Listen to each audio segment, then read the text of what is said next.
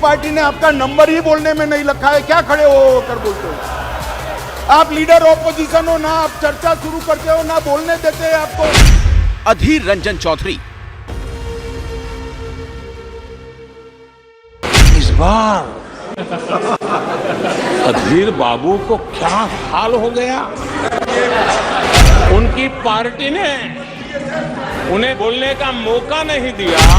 अधीर रंजन चौधरी उनका समय समाप्त हो गया था तो भी आपने उनको आज मौका दिया, लेकिन गुड़ का गोबर कैसे करना उसमें ये माहिर है।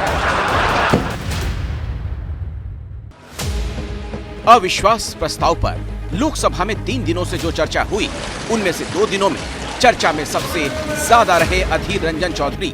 वो अधीर रंजन चौधरी जो लोकसभा में कांग्रेस के नेता हैं, 5वीं बार लोकसभा पहुंचे, कांग्रेस के फायर ब्रांड नेता हैं और अपने बयानों को लेकर अक्सर विवादों में रहते हैं। अधीर रंजन चौधरी फिर विवादों में हैं और वजह है लोकसभा से उनका सस्पेंड होना। अविश्वास प्रस्ताव पर चर्चा के दौरान अधीर रंजन चौधरी ने कुछ ऐसा कहा कि उन्हें लोकसभा से सस्पेंड कर दिया गया।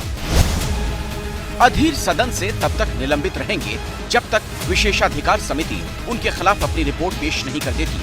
सदन से अधीर रंजन चौधरी के बयान का विवादित हिस्सा भी हटा दिया गया। अविश्वास प्रस्ताव पर चर्चा खत्म हो गई, लेकिन अधीर अब भी चर्चा में है। अधीर पर हुए एक्शन के खिलाफ सोनिया गांधी ने कांग्रेस सांसदों के साथ बैठक की। विपक्षी सांसदों ने लोकसभा से वॉकआउट किया। फिर संसद परिसर में विपक्ष ने प्रदर्शन किया। अधीर रंजन चौधरी के निलंबन के खिलाफ विपक्षी इंडिया गठबंधन प्रदर्शन कर रहा है। राहुल गांधी भी शामिल है इस प्रदर्शन में। विपक्ष ने लोकसभा का बहिष्कार किया है, वॉकआउट किया है और अब संसद भवन परिसर के अंदर मार्च करते हुए जा रहे हैं अंबेडकर मूर्ति तक। अविश्वास प्रस्ताव पर पीएम के करारे जवाब के बाद विपक्ष अधीर रंजन चौधरी के सस्पेंशन का मुद्दा बना रहा है। दरअसल विपक्ष ये दिखाना चाहता है कि सरकार विपक्ष की आवाज को दबा रही है। सरकार बोलने वाले विपक्षी सांसदों को धमका रही है। सरकार विपक्ष को संख्या बल के आधार पर चुप करा रही है। इसीलिए अब विपक्ष सरकार के साथ सदन के पीठासीन अधिकारियों पर भी सवाल उठा रहा है। समय आ गया है कि धारा 105(1) में जो प्रिजाइडिंग ऑफिसर्स हैं लोकसभा और राज्यसभा के, उनके क्या अख्तियार हैं, इसके ऊपर उच्चतम न्यायालय से एक अधिकृत निर्णय जरूरी है। अधीर रंजन चौधरी के बहाने विपक्ष सरकार के खिलाफ नया नैरेटिव बना रहा है। ये नैरेटिव है विपक्ष को चुप कराने का, विपक्ष को धमकाने का। दरअसल आम आदमी पार्टी के सांसद संजय सिंह को सदन से सस्पेंड किया गया है। आम आदमी पार्टी के ही लोकसभा के सांसद सुशील रिंकू को भी सदन से सस्पेंड कर दिया गया। अधीर रंजन चौधरी को भी सदन से सस्पेंड किया गया है। आम आदमी पार्टी के सांसद राघव चड्ढा को सदन से सस्पेंड किया गया है। इसीलिए विपक्ष अब सीधे सरकार पर अपनी आवाज दबाने का आरोप लगा रहा है। जो इनके खिलाफ बोलेगा उसकी सदस्यता लेंगे, तो लेने दीजिए सदस्यता।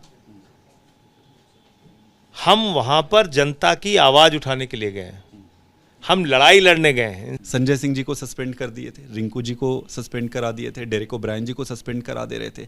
इनके एक सदस्य सदन में खड़ा होकर कहते हैं कि चुप हो जाओ नहीं तो ईडी तुम्हारे घर आ जाएगा। ये अहंकार की पराकाष्ठा है। हमारे पास नंबर है, जो मर्जी करना है कर लो। सांसदों के निलंबन को लेकर विरोध कर रहे विपक्ष ने मणिपुर का मुद्दा अभी छोड़ा नहीं है। मणिपुर पर अविश्वास प्रस्ताव लाने के बाद आज फिर विपक्ष ने सरकार पर हमला बोला।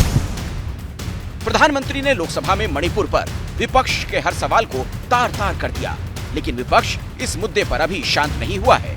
आज फिर राहुल गांधी ने मणिपुर का मुद्दा उठाया और सरकार को घेरने का प्रयास किया। हिंदुस्तान की हत्या मणिपुर में बीजेपी ने कर दी है। और जब मैंने कल प्रधानमंत्री को देखा हंसते हुए, मजाक उड़ाते हुए, मैं समझ नहीं पा रहा था कि हिंदुस्तान का प्रधानमंत्री इस प्रकार से कैसे बोल सकता है।